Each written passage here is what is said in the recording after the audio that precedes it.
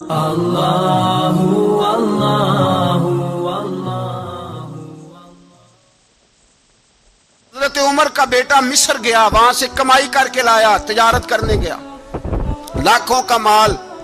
کون سا باپ ہے دنیا میں جس کا بیٹا باہر سے پیسے لے کے آئے تو ابا تفصیل پوچھے کہ بیٹا کہاں سے کمائے، کہاں سے لایا، کتنے ملے، کیوں آئے؟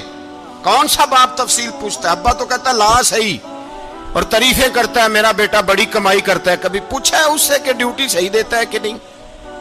کبھی پوچھا ہے کہ تو ایمانداری کی روزی لاتا ہے کہ حرام کی کماتا ہے؟ یہ باپ کی ذمہ داری ہے، یہ اماں کی ذمہ داری ہے۔ پھر کہتا ہے بیماری کیسے آ گئی، پریشانی کیسے آ گئی؟ تو نے کبھی سوال کیا اپنی اولاد سے؟ حضرت عمر فاروق رضی اللہ تعالیٰ عنہ کا بیٹا مصر سے پیسے کما کے لایا تو جناب عمر نے بلایا، فرمایا بیٹے اتنی تو تیرے پاس راس ہی نہیں تھی، تھوڑے سے تو پیسے لے کے گیا تھا، اتنی کمائی کیسے ہو گئی؟ اتنے تو پیسے نہیں تھے صاحب، کہاں سے کمائی لائے؟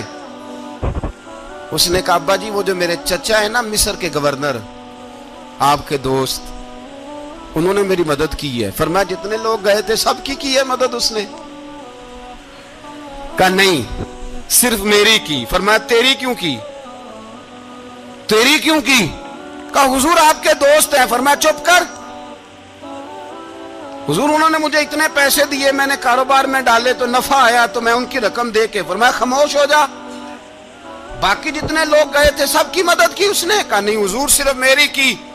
فرمایا اس نے تیری مدد نہیں کی، اس نے خلیفہ کے بیٹے کی مدد کی، اس لیے کہ وہ خلیفہ کو اپنے حق میں نرم کر سکے۔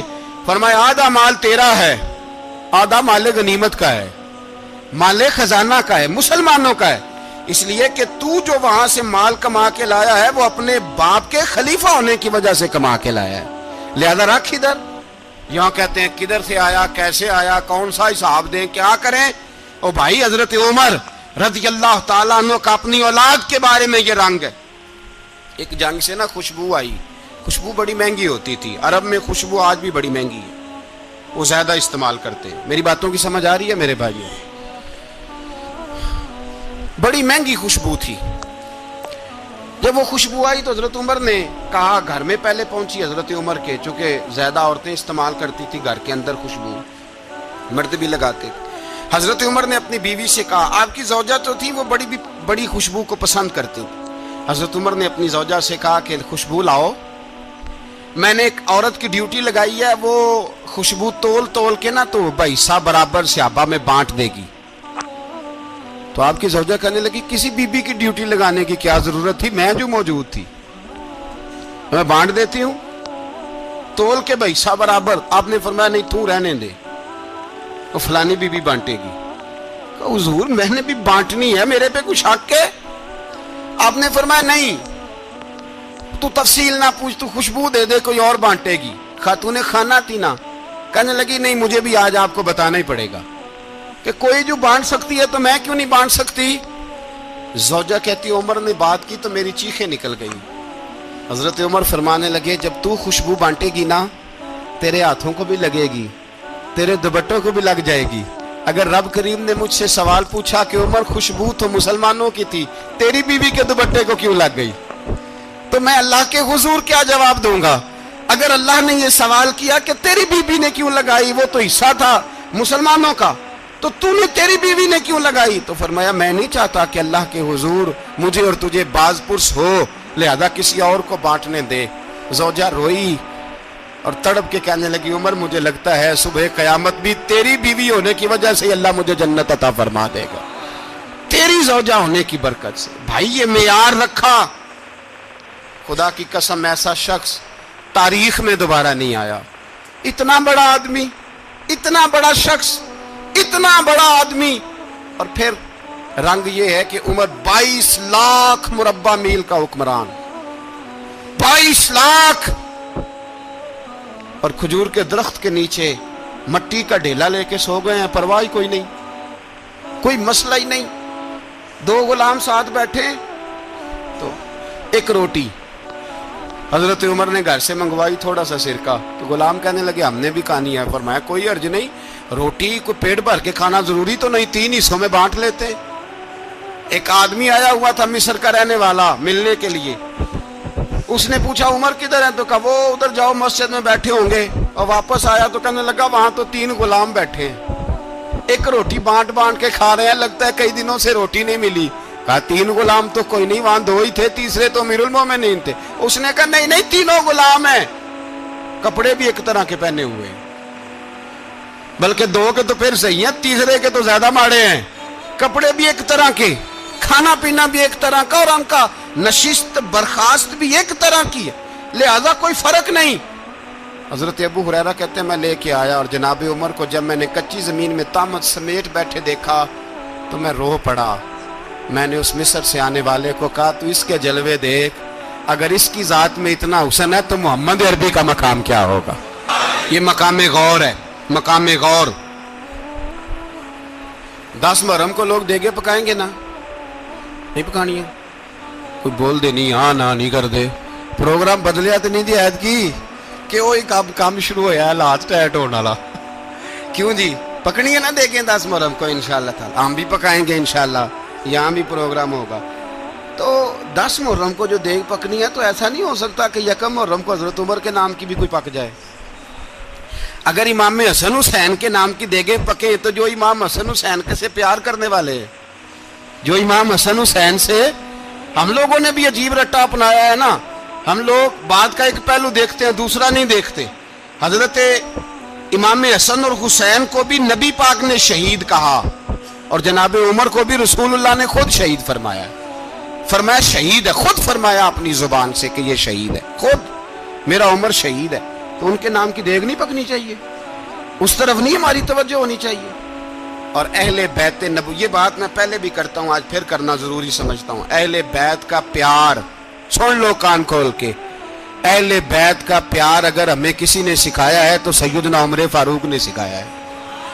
اہل بیت نبوت کی محبت اگر کسی نے سکھائی ہے تو کس نے سکھائی ہے؟ بول کے بتائیے. حضرت عمر نے. اہل بیت کا پیار ہمیں حضرت عمر نے بول کر کے سکھایا ہے. بھائی یاد رکھیں, کسی کی طاقت نہیں تھی دم مارنے کی حضرت عمر کے سامنے, طاقت ہی نہیں تھی. کیسر و کسرا کانپ جاتے تھے, جرأت ہی نہیں کرتے تھے حضرت. اور ہمارے تو تعلقات بڑے ہیں نا غیروں سے.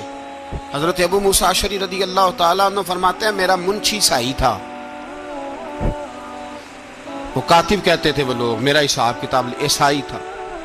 تو فرماتے ہیں ایک دن میں نے وہ سارا حساب کتاب لین دین کے حضرت عمر کو دکھائے تو فرمانے لگے جس نے لکھے ہیں اس کو بلاؤ. کہنے لگے حضور مسجد نہیں آ سکتا. کیوں نہیں آ سکتا؟ کہنے لگے وہ عیسائی ہے. کہتے ہیں حضرت عمر جلال میں آ گئے. آپ فرمانے لگے جنہیں رب دور کرتا ہے تم کیوں قریب کرتے ہو؟ جنہیں اللہ دور کرتا ہے. فرمایا تم غیروں کو اگر عہدے دو گے تو اپنوں کا کیا بنے گا؟ اگر تم غیروں کو عہدے دو گے تو اپنوں کا. یہ سوچ ہے جو آج برما کے مسلمانوں کے لیے بھی ضروری ہے. کہا اگر تم غیروں کو عہدے دو گے تو اپنوں کا. ہم نے غیروں کو عہدے دیے تو دیکھا نا اپنے کس طرح کاٹے جا رہے ہیں. غیروں کو جو عہدے دے دیے جرانے سارے غیروں سے. روز دعویٰ ہوتا ہے چین ہمارا سجن ہے, چین ہمارا دوست ہے. او بھائی دوست ہے تو اس سے کہو نا کہ برما تو تمہاری ایک چھوٹی سی ریاست ہے, چین کے بغیر تو وہ سانس بھی نہیں لے سکتا. اس کو کہو نا اس حکومت پہ دباؤ ڈالے. لیکن ہم لوگوں نے غیروں کو عہدے دیے تو اپنے پس گئے. حضرت عمر کہتے تھے ذمی کا ہم ادب کریں گے, ذمی کافر کا ہم, ایسا کافر جو مسلمان ریاست کو قبول کرے, بدامنی نہ پھیلائے. ایک آدمی کو آپ نے دیکھا آنکھوں سے نابینا ہے اور بھیک مانگ رہا ہے, تو حضرت عمر کو نظر آ گیا. فرمایا کون ہو؟ اس نے کہا میں یہودی ہوں. فرمایا بھیک کیوں مانگتے ہو؟ کہا جب تک تندرست تھا مسلمانوں کو جزیہ دیتا تھا, بوڑھا ہو گیا ہوں کیا کروں. حضرت عمر نے گھوڑے کی پشت پہ بٹھایا, کافر کو گھوڑے کی پشت پہ بٹھایا اور بٹھا کے مدینے لائے. حضرت علی شیر خدا وزیر خزانہ تھے. فرمایا علی اس کا وظیفہ جاری کرو.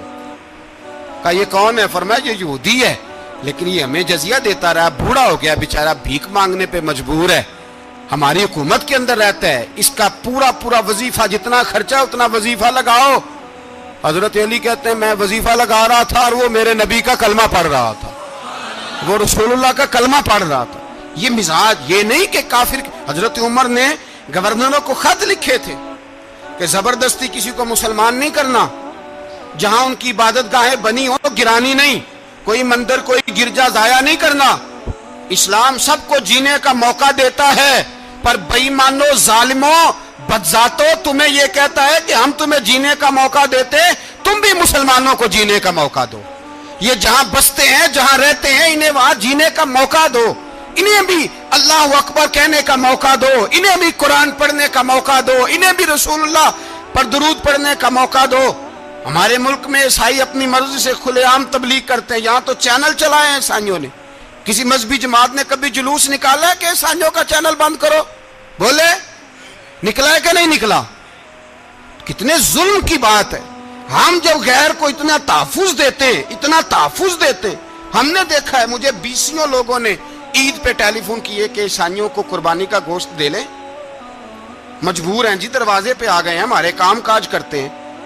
بیسیوں لوگ، عام آدمی کے دل میں ان کا اتنا جذبہ ہے، وہ مسائل کا بیان کرنا ایک علیحدہ بات، لیکن ہمارے دل کافر کے حق میں بھی نرم ہو جاتے ہیں۔ تم کس قدر زیادہ بےایمان ہو، اور کفر کس قدر زیادہ ذلیل ہو گیا ہے کہ مسلمان کے حق میں نرم ہوتا ہی نہیں۔